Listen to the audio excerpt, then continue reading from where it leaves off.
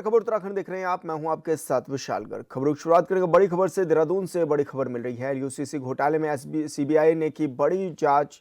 CBI ने 46 आरोपियों पर दर्ज की एफआईआर। कंपनी ने प्रमोटर एजेंट भी इसमें शामिल बताए हैं और निवेशकों के करोड़ों रुपए डूबने का यह मामला बताया जा रहा है। हाईकोर्ट के आदेश पर सीबीआई की जांच भी शुरू हुई है। राज्य भर में 35 शाखाओं पर जांच तेज हुई और ऐसे में निवेशक न्याय की राह देख रहे हैं। तो ये बड़ी खबर आप तक पहुंचा रहे हैं, जहां पर एलयूसीसी को लेकर सीबीआई ने बड़ी कार्रवाई की है। हजारों निवेशक न्याय की राह देख रहे हैं और ऐसे में अब कार्रवाई तेज होती भी नजर आ रही है। 46 आरोपियों पर एफआईआर भी दर्ज की गई है। इस दौरान कंपनी के प्रमोटर एजेंट भी शामिल हैं इसमें। तो निवेशकों के करोड़ों रुपए डूबने का यह पूरा मामला है और हाईकोर्ट के आदेश पर सीबीआई की जांच भी जारी है। राज्य भर में 35 शाखाओं पर जांच पड़ताल भी की गई है। तो ये बड़ी खबर आप तक पहुंचा रहे हैं, जहां पर एलयूसीसी को लेकर सीबीआई ने अब अपनी कार्रवाई तेज कर दी है और निवेशकों के करोड़ों रुपए डूबने का यह पूरा मामला था, जिस पर अब कार्रवाई देखने को मिल रही है। हाईकोर्ट के आदेश पर सीबीआई ने जांच तेज की है।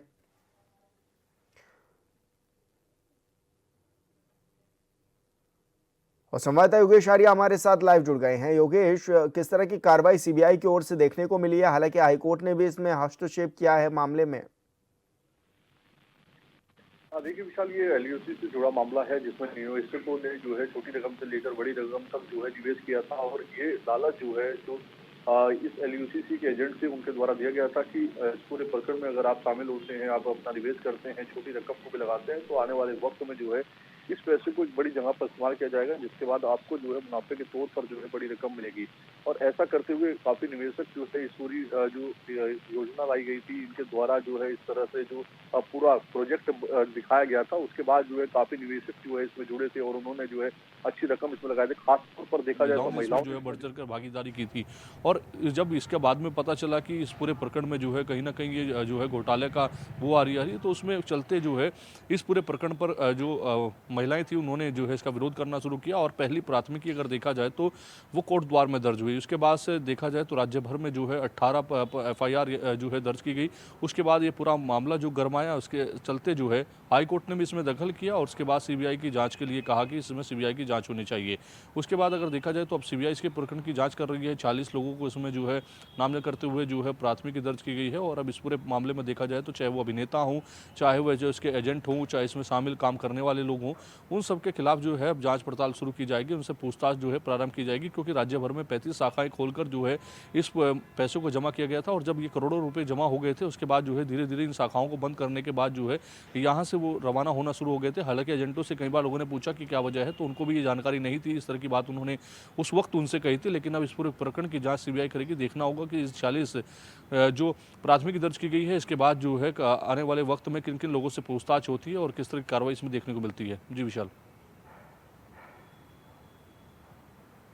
शाखाओं में से कितनी शाखाओं पर अभी छापेमारी की गई या फिर कोई कार्रवाई की गई? कोई डॉक्यूमेंट्स अभी तक कुछ ऐसा मिला जिस पर कार्रवाई पुख्ता की जा रही है?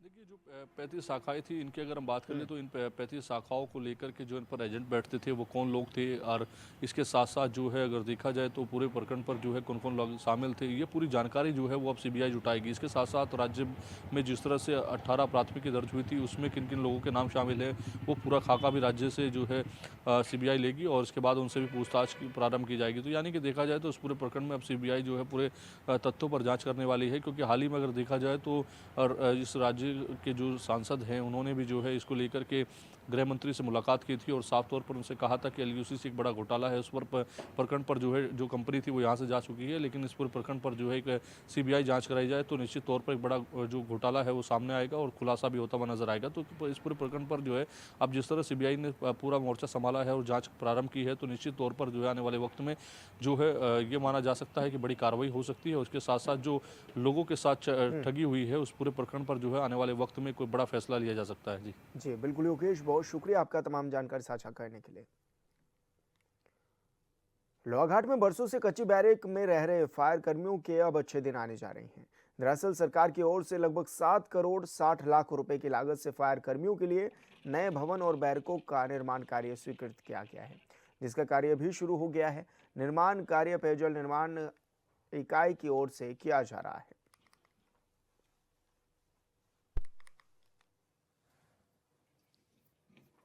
श्रीमान एसपी महोदय के आदेशानुसार ये कार्य हुए हैं। मतलब हमारे शासन से जो आया है पैसा स्वीकृत होकर आया है 7 करोड़ 60 लाख रुपए करीब है, करीब लगभग। तो इसके बिल्डिंग के लिए स्वीकृत हो गया है और इसके जो जल से बनना है ये, तो इसका कार्य ये है कि सर हमारा ये बना है गड्ढा, ये स्टोर बना रहे हैं हम पानी स्टोर करने के लिए कि कभी भी आग लग जाती है तो पानी की आवश्यकता हमको कहाँ से लेकर आएंगे। तो स्ट्रोक मतलब हम रखते हैं इसको, तो हाइड्रेंट लग जाएगा तो पानी हमारी गाड़ी आएगी, पानी भर जाएगी। कभी ऐसा होता है कि गाड़ी पानी की आवश्यकता बहुत पड़ जाती है, कहीं कांड हो जाते हैं सर, तो हमको पानी की आवश्यकता यहाँ पहाड़ में नहीं मिल पाती है।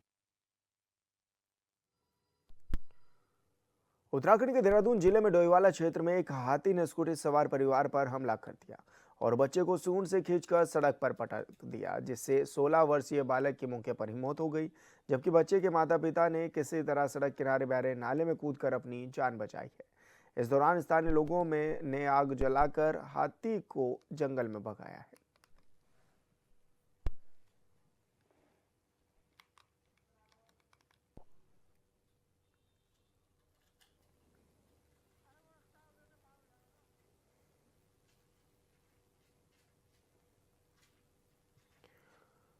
और संवाददाता संजय राठौर हमारे साथ फोन लाइन पर जुड़ गए हैं। संजय, क्या कुछ जानकारी मिल रही है किस तरह का ये पूरा मामला भी था, और क्योंकि अब ये भी देखा जा रहा है कि जंगली जानवरों का आतंक दिनों दिन बढ़ता जा रहा है देवभूमि में। जी बिल्कुल, मैं आपको बता दूं, डोईवाला विधानसभा की जो थानों रेंज है, यहाँ पे 3 रेंज पड़ती है, बड़कोट रेंज, थानों रेंज और लच्छीवाला रेंज। आजकल हाथियों का आमद यहाँ पर काफी संख्या में हो रहा है। अभी कुछ दिन पहले भी सुबह मॉर्निंग वॉक पे गए हुए इंसान की हाथी ने जो है उसको चोटिल किया था। और कल 4 बजे के आसपास ये घटना है, जो कालूवाला कच्चा मार्ग है थानों रेंज का। तो एक माता पिता अपने छोटे बच्चे को लेके आ रहे थे, तो रास्ते में हाथी मिला। हाथी ने सूंड से पकड़कर उसको खींचा और पटककर जमीन पर दे मारा। आनन फानन में उन्होंने अपने बच्चे को उठाया तो हॉस्पिटल ले गए, तो वहां उसकी मौत हो गई। जी बिल्कुल संजय, बहुत शुक्रिया आपका तमाम जानकारी साझा करने के लिए। देवभूमि उत्तराखंड में 2027 में विधानसभा का चुनाव होगा और चुनाव से पहले सरकार का फोकस युवाओं के साथ ही महिलाओं पर भी है। यही वजह है कि राज्य के मुखिया पुष्कर सिंह धामी युवाओं को नौकरी देने का जिक्र कर रहे हैं और विपक्ष पर निशाना भी साध रहे हैं, जिस पर विपक्ष भी करारा पलटवार कर रहा है। कांग्रेस का कहना है कि अगर सरकार सच बोल रही है तो श्वेत पत्र जारी क्यों नहीं कर देती।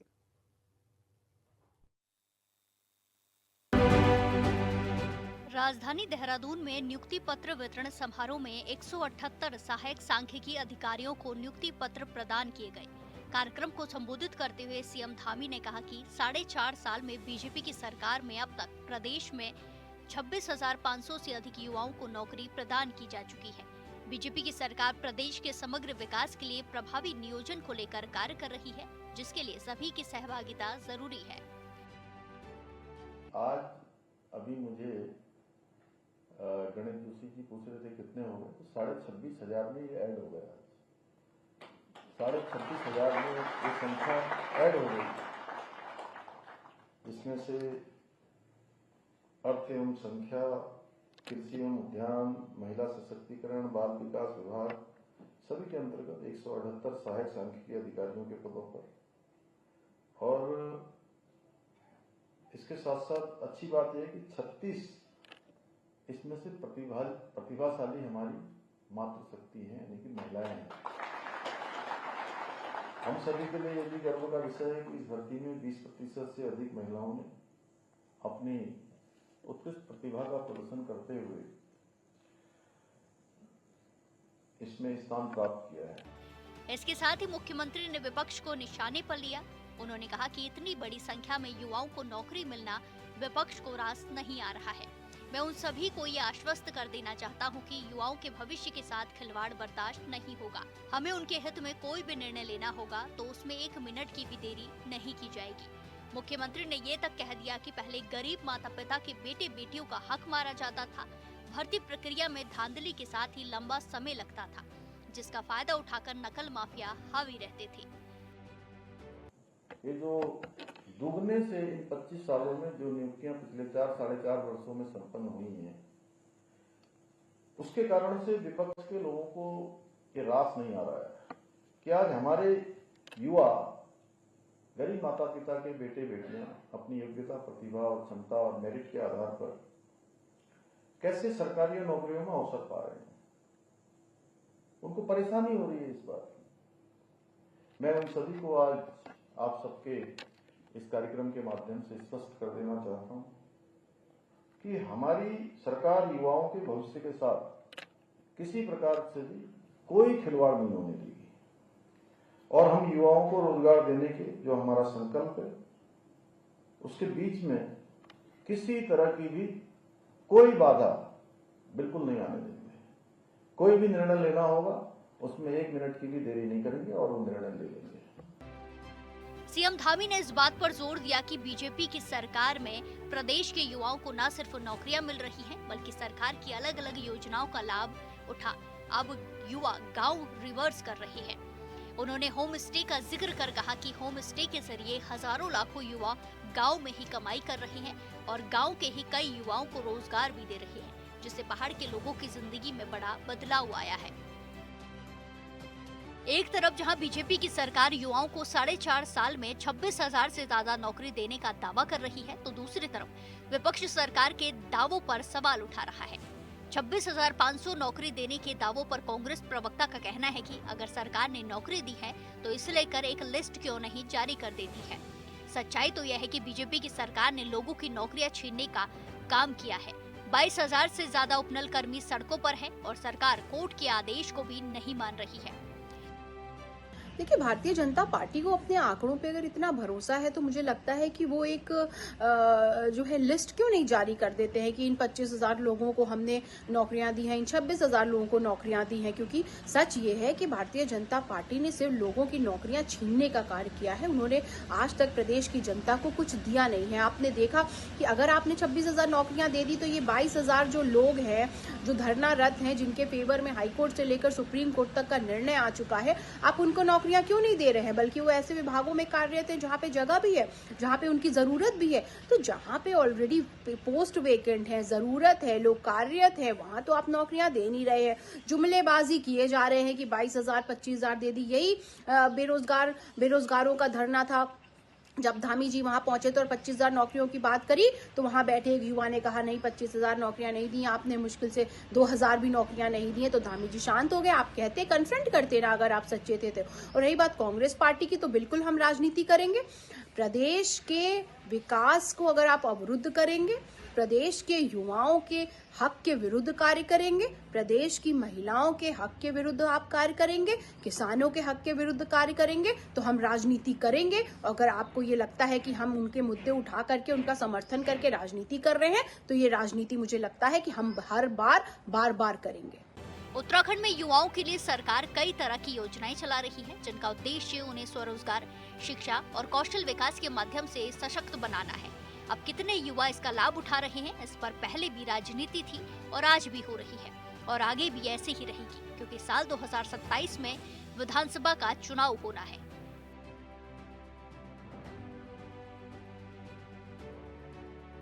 देहरादून से योगेश आर्य की रिपोर्ट।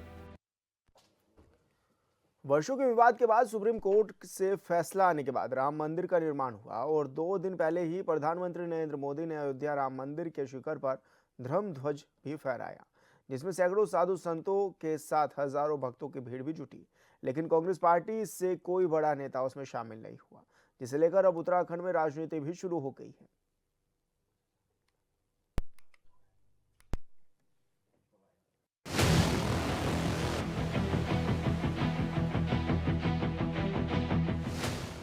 उत्तराखंड में 2027 में विधानसभा का चुनाव होना है।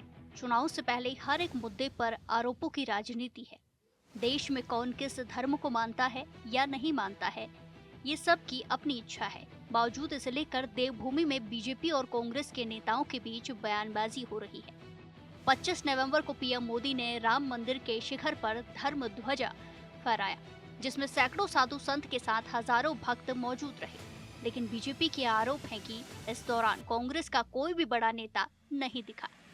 जो कट्टर कांग्रेसी है वो कभी भी राम मंदिर नहीं जाएंगे। आप स्वर्गीय प्रधानमंत्री इंदिरा गांधी जी का जमाना और वो प्रकरण याद कीजिए कि जब 600 से ज्यादा साधु संतों के ऊपर गोलियां चलवा दी गई थी। वो तो कांग्रेस का जमाना था, कांग्रेस की सरकार थी। उसके बाद जब बाबरी मस्जिद को ध्वस्त करने का समय था तब भी केंद्र में कांग्रेस थी और राज्य में कांग्रेस की सहयोगी सरकार थी और वहां पे भी गोलियां चली। तो कांग्रेस की विचारधारा में, कांग्रेस के शीर्ष नेतृत्व की विचारधारा में भगवान राम का कोई स्थान नहीं है, इसलिए वो भगवान राम को मानते नहीं है। बीजेपी नेता का कहना है कि अयोध्या में राम मंदिर का निर्माण पूर्ण होने पर प्रधानमंत्री नरेंद्र मोदी उद्घाटन समारोह में पहुंचे, मगर कांग्रेस पार्टी का कोई बड़ा हो या छोटा नेता नहीं पहुंचा। मंदिर पर धर्म ध्वज के इतने बड़े आयोजन में भी कोई कांग्रेसी नेता वहां पर नहीं दिखाई दिया, जिससे साफ होता है कि कट्टर कांग्रेसी कभी भी राम मंदिर नहीं जाएंगे। बीजेपी नेता ने कांग्रेस पर कटाक्ष करते हुए कहा कि स्वर्गीय इंदिरा गांधी का प्रकरण याद करके देखिए, जब उन्होंने 600 साधु संतों के ऊपर गोलियां चलाने का काम किया था। इस देश का दुर्भाग्य ये है कि जो कांग्रेस में जुड़ा हुआ हमारा सनातनी भाई है वो भी इस साजिश को आज तक नहीं समझ पाया कि भगवान राम से और सनातन से, हमारी सनातन की एक शाखा को बांटकर कांग्रेस ने किस तरह से एक साजिश के तहत अलग कर दिया।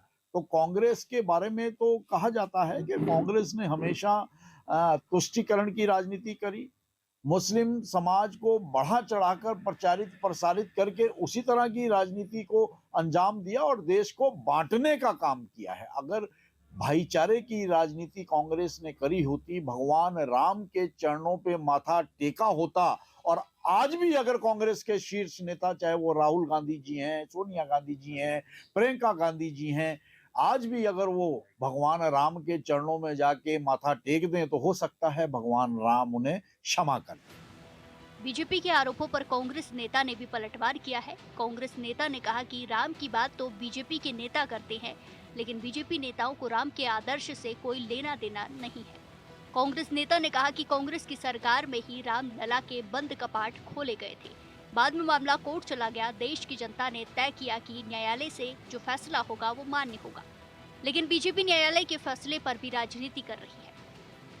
देखिए, भारतीय जनता पार्टी अगर ये कह रही है कि कट्टर कांग्रेसी कभी राम मंदिर नहीं जाएंगे, तो मैं उन कट्टर भाजपाइयों को बताना चाहता हूं कि वो राम के नाम का उपयोग केवल राजनीति के लिए भले ही करते हों, लेकिन राम के चरित्र से, राम के आदर्श से उनका दूर दूर तक लेना देना नहीं है। और उनको बता दूं कि 1949 में अयोध्या में रामलला की स्थापना कांग्रेस की ही सरकार में हुई थी।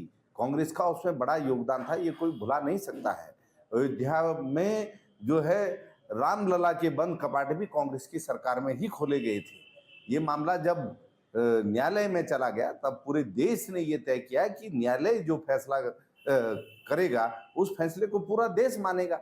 लेकिन न्यायालय के फैसले पर भी भारतीय जनता पार्टी राजनीति करती है और भगवान राम जो मर्यादा पुरुषोत्तम है, वो पूरी मानवता के आदर्श हैं, पूरे जो है उनके जो मानने वाले हैं वो जाति धर्म से ऊपर उठ करके भगवान राम को मानते हैं। लेकिन भारतीय जनता पार्टी भगवान राम पर अपना पेटेंट मानती है और राम जी के नाम का भी जो है राजनीति के लिए उपयोग करने से नहीं चूकती है। भगवान राम भाजपा के लोगों को कभी माफ नहीं करने वाले हैं, क्योंकि भगवान राम का जिस तरीके से राजनीतिक उपयोग हो रहा है ये सनातन प्रेमी भी देख रहे हैं, धर्माचार्य भी देख रहे हैं और स्वयं भगवान राम इसका न्याय करेंगे, ऐसा मेरा मानना है। मंदिर निर्माण से लेकर अब तक बीजेपी और कांग्रेस के बीच बयानबाजी हो रही है, जो अब चुनाव से पहले और तेज होती नजर आ रही है। कांग्रेसी मंदिर जाएंगे या नहीं जाएंगे ये अलग बात है, लेकिन ये तो तय दिखता है कि आने वाले वक्त में जैसे जैसे चुनाव नजदीक आएगा वैसे वैसे इसे लेकर राजनीति और भी तेज होगी। देहरादून से योगेश आर्य की रिपोर्ट।